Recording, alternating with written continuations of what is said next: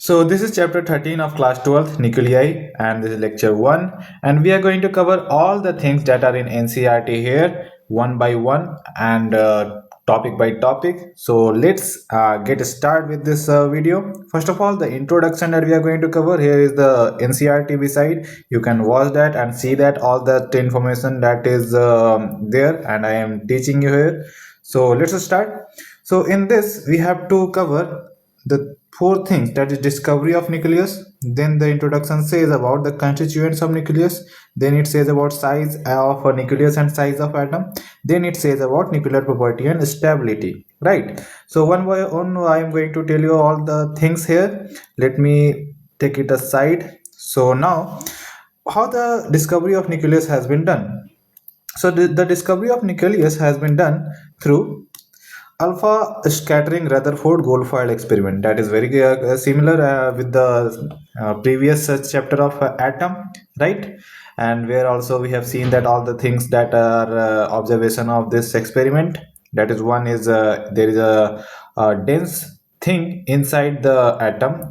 Because of that, the alpha rays get scattered, bounce back toward the same direction it is coming, and that says that there is a heavy or densely packed thing in the middle or in the center, right? So this is the alpha scattering particle experiment. From there we have got this discovery of nucleus. Then what is constitutes? So the composition is proton and neutron, and the size of nucleus and size of atom. So the radius of atom is 10 to the power 4 times the radius of nuclei. Okay, and why, if we have radius, we can calculate volume also. So the volume formula of the volume is 4 by 3 pi r cube for a sphere. So volume of nucleus is going to be 4 by 3 pi r cube, and at the place of r we have to put Rn. Similarly, volume of atom is 4 by 3 pi r, and the volume of and the radius of atom we have to put in. The radius of atom we have here the relation, we have to put that here, and by doing some calculations we can get that the volume of atom is equal to volume of nucleus into 10 to the power 12. That means the volume of nucleus is 10 to the power 12 times the volume of atom is 10 to the power 12 times the volume of nucleus, right? So this is the thing. And after that we have to study about nuclear properties and stability. So nuclear property, in which we have to study the radioactivity, then fission, then fusion, and we have also the very famous formula of Einstein, that is your E is equal to mc square, theory of relativity.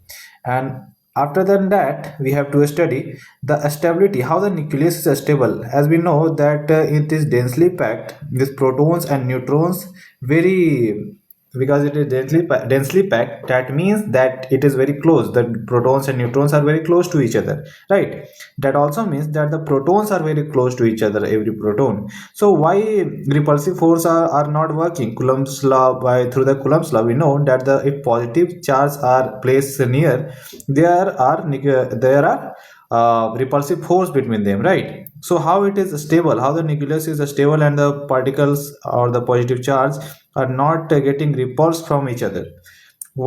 So this is the thing that we are going to see here, that why it is stable, how nucleus got its stability, what is the thing happening here. So the stability part we will see after in this coming topics. Okay, so this is the 4 topics that we have to cover: discovery of nucleus, then constituents of nucleus, size of nucleus and size of atom, and nuclear property and stability.